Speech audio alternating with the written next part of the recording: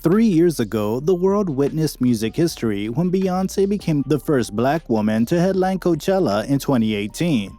Being the smart businesswoman that she is, B was able to flip her performance and secure a deal with Netflix, creating Homecoming. Is be a representative of my race, of the human race. The accompanying Coachella documentary. She then flipped that deal and created a live version album of the event. After giving birth to twins, Rumi and Sir, a full year hadn't gone by before Beyonce started prepping for her 2-weekend extravaganza at the Music Arts Festival that took place on April 14th and the 21st in Indio, California.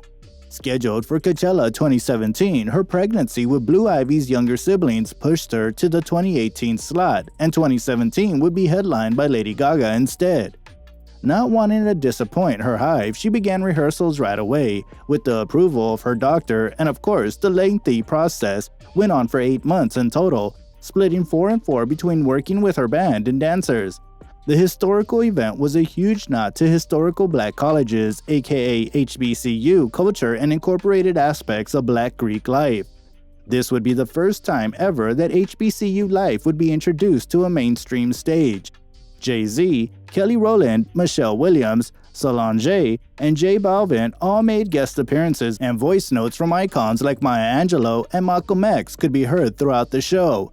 The festival, all in all, garnered over 40 million live stream viewers via YouTube, and fans also credit the show renamed Beychella for being the best Coachella performance of all time, and Beyonce herself credits the exhausting process being the furthest she's ever pushed her body in her entire career. But what exactly makes this performance so historical? Let's take a look inside Beychella 3 years later. Beyonce is no stranger to using her platform to further highlight social justice issues regarding her Black American community and Black people all over the world.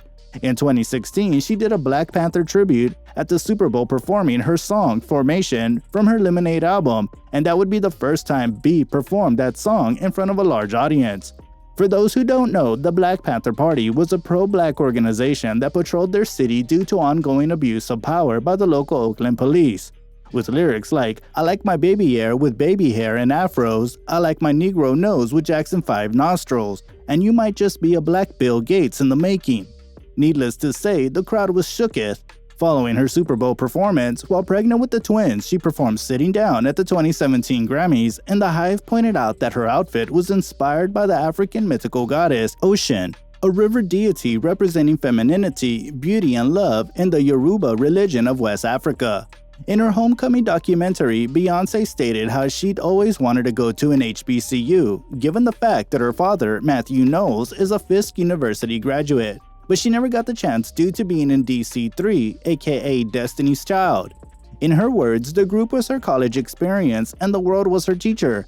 Not wanting to disappoint her fans who had been waiting for B to grace the Coachella stage since 2017, Beyonce thought of the idea to turn the Coachella headliner stage into a black campus squad. Like everything else in regards to her work, Beyonce carefully chose musicians from Florida A&M, Hampton, Prairie, and other black colleges throughout the US to make up her 100-member-plus crew.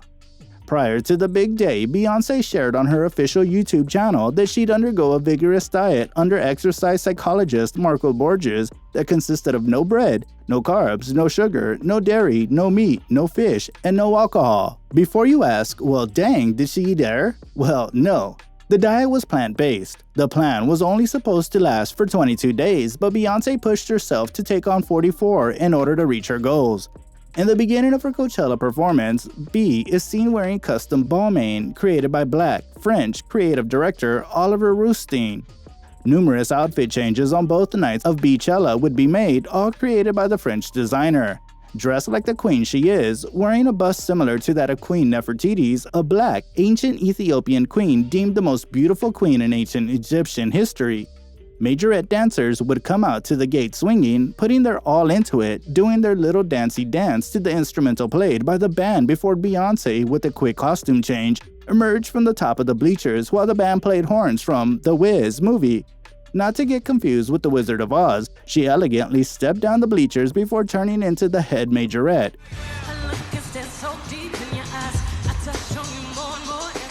and busting out into full choreo to an instrumental mashup of Crazy in Love and Juvenile's Back That Ass Up, also known as an instrumental regularly played by bands at HBCUs. Transitioning from Crazy in Love to her most empowering song on the Lemonade album, Freedom, before belting out a beautiful rendition of Lift Every Voice and Sing,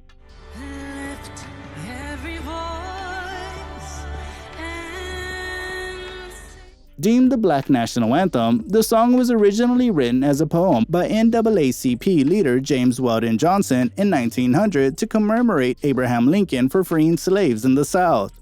Black political figures like Nina Simone's ethereal voice could be heard during the contemporary dance break during Beyonce's Drunk in Love performance. Civil rights activist Malcolm X had also made his voice debut in the form of his speech, Who Taught You to Hate Yourself?, after the end of Beyonce's intense performance of her song, I Care. While B walked back to the center stage, the audience can hear Malcolm state that the most disrespected woman in America is the black woman, the most unprotected woman in America is the black woman, and the most neglected person in America is the black woman. This, along with an audio of a speech given about feminism by Nigerian TED Talk speaker Chimamanda Adichie at the end of Beyonce's Who Run the World performance, are examples of feminism from the black perspective. While B was backstage catching her breath and changing in and out of her expensive stage fits, viewers would be entertained by baton twirlers, drumline performances, pledges with B, and Co telling y'all to suck their balls, and the bugaboo line that was inspired by a 1988 film set at a black college, School Days by Spike Lee. Nearing the end of the show, Hov, Jay-Z, made his presence known when he performed his opening for their Y2K bop, Deja Vu, and the audience were transported from an HBCU to the Caribbeans when B brought out Colombian rapper J Balvin on Weekend 2 to perform their song Mi Gente, followed by the songs Baby Boy and Hold Up. In an act of true sisterhood, DC3 would return to the stage performing Destiny's Child classics like Lose My Breath and Say My Name. Continuing on the sisterhood route, Beyonce's biological sister Solange made an appearance during Get Me Bodied, while onlookers admired the pure joy on the siblings' face. The show ended with an acoustic, beautiful performance of Love on Top and Beyonce thanking her hive for being ride or die fans and sticking with her throughout the years. Although society is progressing, speaking so boldly about racial injustice, change in throwing black culture in a majority non-black audience face can lead to quite the backlash. In response to any critics, B claims that she's at a point in her career where she felt responsible for doing what's right instead of what's popular. Despite Beyonce having us in a trance, Miss Tina Knowles, aka Beyonce's mama, stated that Coachella's majority white audience probably won't understand the cultural aspects of the show. Good thing I'm here to explain it to you. Beyonce's Coachella performance was no doubt a once-in-a-lifetime experience. Adding different elements of black culture to her set, Beyonce introduced a country built on racism and plagued by anti-blackness, and others around the globe to aspects of a culture once deemed lesser than all whilst doing it just months after giving birth to twins.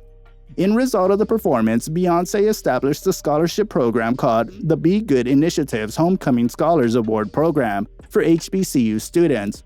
The celebration of black culture and black scholarly history is not only something that should be praised during a Coachella performance because Beyonce said so, but should be praised every day. Beyonce's ability to still shake the table after all these years is a true testament of her artistry and star power, and that is why Beychella is single-handedly the most iconic Coachella performance of all time. Will anyone ever top Beychella? Go ahead and sound off in the comments below and stay tuned for more true celebrity stories.